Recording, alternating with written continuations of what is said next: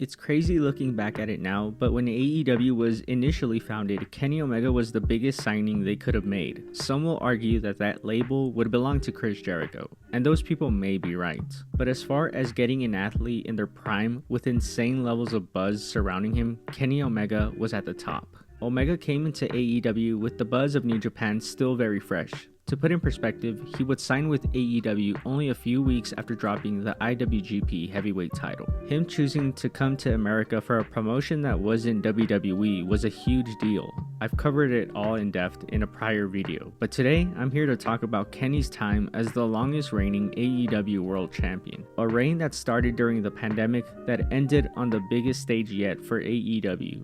Omega earned a spot in the conversation for best wrestler in the world once more, and he did it with multiple injuries throughout his reign, which makes it all the more insane. As Omega finally takes some well-earned time to rest and recover from his injuries, I thought it would be a perfect time to write him a thank you piece, if you will. This is Tranquilo Club, and this is the historic AEW World title reign of Kenny Omega.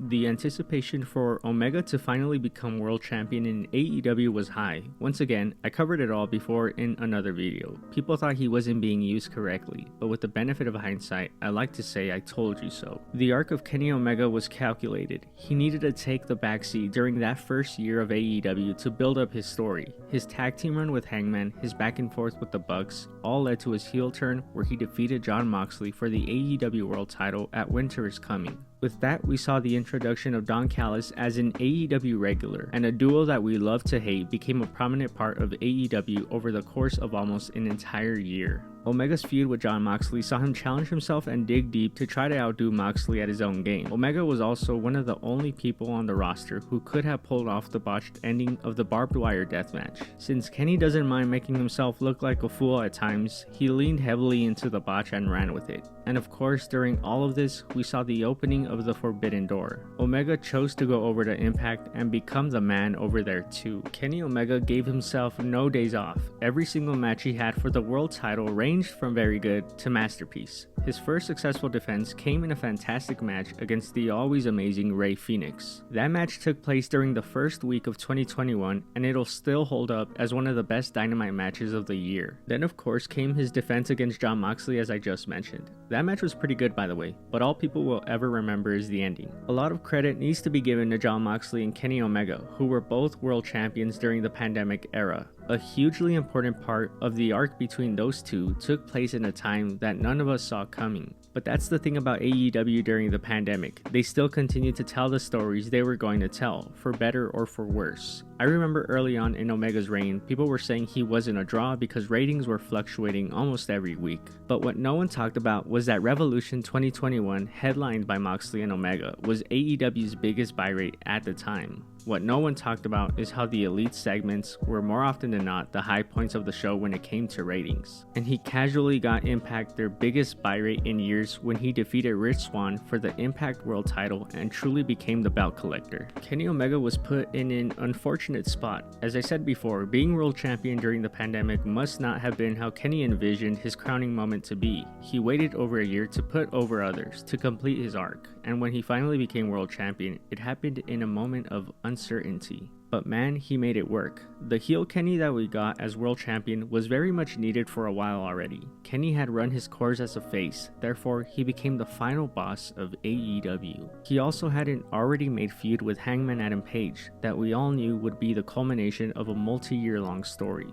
But AEW played it slow. They built anticipation. The Elite became despicable heels who needed to be knocked off their high horse, and the man to do it was ironically a cowboy. Omega's third defense of his world title came in one of my favorite matches of the year. The triple threat match at Double or Nothing between Omega, Pac, and Orange Cassidy was a clinic in how to book a pay-per-view main event, and it was a fitting match for the first pay-per-view with a full crowd in over a year.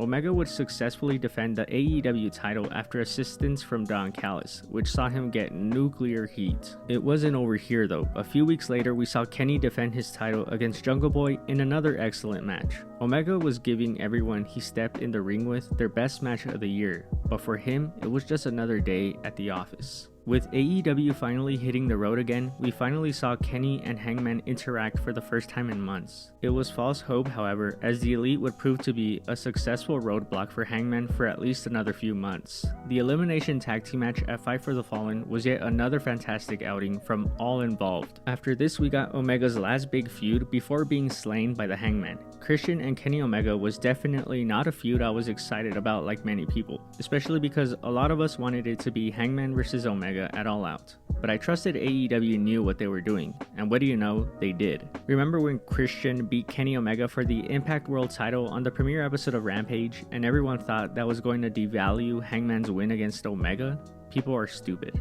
Anyway, yeah, Christian beat Kenny in the lead up to All Out, and he began to lose his belt collector persona shortly after this. But Kenny ended up defeating Christian at All Out during his 5th defense, and we all know what happened afterwards. Bryan Danielson arrived to AEW and quickly demanded a match with Omega. Of course, in AEW, they don't just hand out world title shots, you have to earn them. So Kenny Omega and Bryan did end up having their match, however, it was a non-title bout. But that didn't mean anything because the match was still an amazing spectacle and 30 minutes of classic pro wrestling. Neither man was able to defeat the other, however, leaving this door opened for the future. We all know what happened next. Check out my latest video if you haven't already. Hangman Adam Page had his long-awaited crowning moment and was the one to finally defeat Kenny Omega for the AEW World title. With this came a bittersweet feeling. I was elated for Hangman, of course, because this is the ending he deserved, the ending that we as fans deserved. But at the same time, Kenny's historic 346-day reign coming to an end was a bit sad.